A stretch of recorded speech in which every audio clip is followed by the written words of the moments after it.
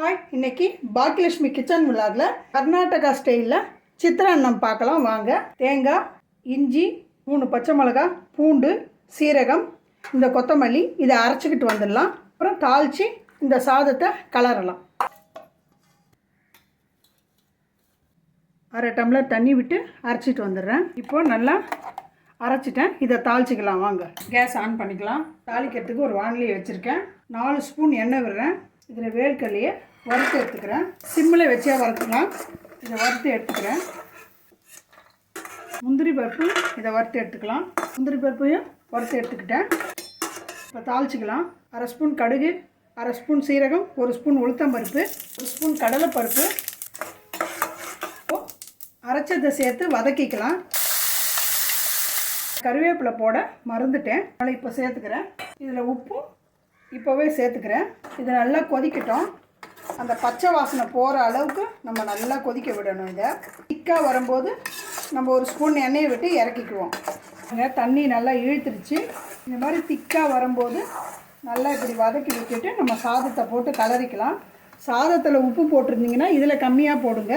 சாதத்தில் உப்பு போடலைன்னா இதில் கரெக்டாக போட்டு சாதம் கலரும் போது பத்தலைன்னா கூட நம்ம உப்பு போட்டுக்கலாம். இதில் 2 ஸ்பூன் எண்ணெய் விடுறேன். ஸ்பூன் எண்ணெய் விட்டால் தான் நல்லாயிருக்கும்.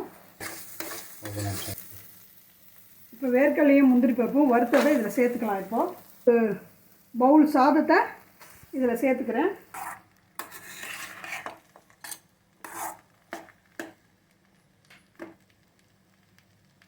பாருங்கள், நல்லா கலந்துட்டேன்.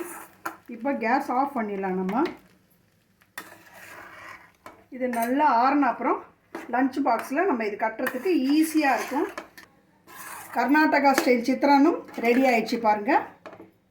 இந்த மாதிரி செஞ்சு சாப்பிட்டு பாருங்கள்.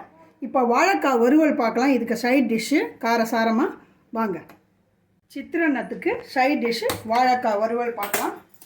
அதே கேஸ் ஆன் பண்ணி வானொலியை வச்சுட்டேன்.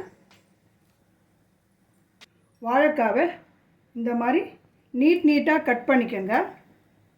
கட் பண்ணி இதில் சேர்த்துக்கலாம். ஒரு 1/2 வேக்காடு வேக வச்சு நம்ம அப்புறம் மசாலாலாம் போட்டு வறுக்கலாம். இதில் கொஞ்சமாக உப்பு சேர்த்துக்கிறேன். ஏன்னா மசாலாலையும் உப்பு சேர்க்க போகிறோம், அதனால தான் இதில் கொஞ்சமாக சேர்த்துக்கிட்டேன். மஞ்சள் பொடியும் சேர்த்துக்கிறேன். அதனால் 1/2 வேக்காடு தண்ணியிலேயே கொஞ்சம் வேக வச்சு எடுத்துக்கலாம். மூடி வச்சிடலாம்.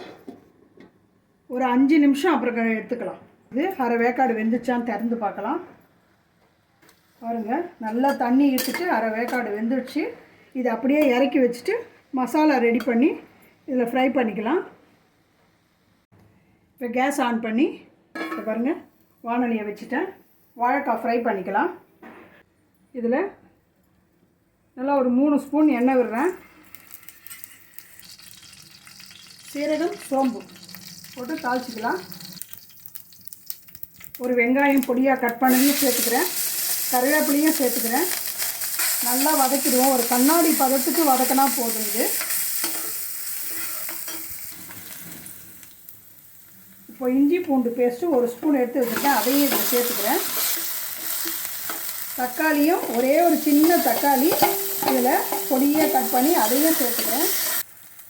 இப்போ இதில் 1/2 ஸ்பூன் மஞ்சள் பொடி, வெறும் மிளகா பொடி 1/2 ஸ்பூன், வீட்டில் அரைச்ச மிளகா பொடி 1 spoon, Kashmir chilli 1/2 spoon, garam masala 1/2 spoon, தனியா பொடி 1/2 ஸ்பூன், உப்பு 1 ஸ்பூன்.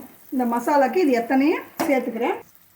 இது அத்தனையும் நான் சேர்த்துட்டு இதை வதக்கிறேன் பாருங்கள்.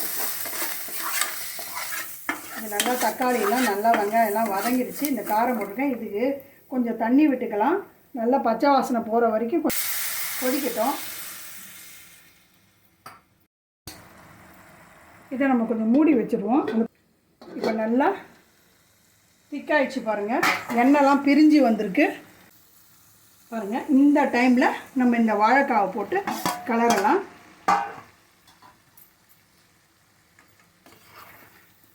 பாருங்கள், நல்லா இந்த வாழைக்காலையும் வேகும்போது 1/2 உப்பு போட்டிருக்கோம். இதுலேயும் 1/2 உப்பு போட்டிருக்கோம். நல்லா இது மாதிரி வறுத்து வச்சு இதுலேயே ஃப்ரை பண்ணிக்கலாம் கொஞ்சம் கொஞ்சமாக. வேணும்னா நீங்கள் எண்ணெய் விட்டுக்கோங்க. எனக்கு எண்ணெய் போதும், நான் எண்ணெய் விடலை. ரொம்ப அழுத்தி கலராதிங்க, வாழைக்காய் உடஞ்சிடக்கூடாது. ஆனால் அரை வேக்காடுனால உடையாது.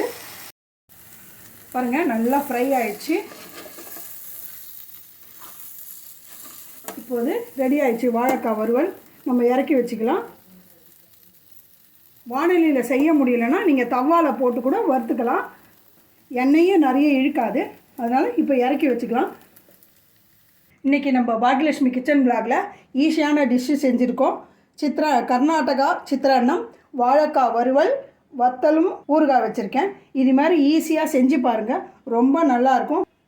இது மாதிரி செஞ்சு சாப்பிட்டு பார்த்து கமெண்டில் சொல்லுங்கள். பாக்யலட்சுமி கிச்சன் விளாகுக்கு லைக் பண்ணுங்கள், ஷேர் பண்ணுங்கள், கமெண்ட் பண்ணுங்கள், சப்ஸ்கிரைப் பண்ணுங்கள். பாய்.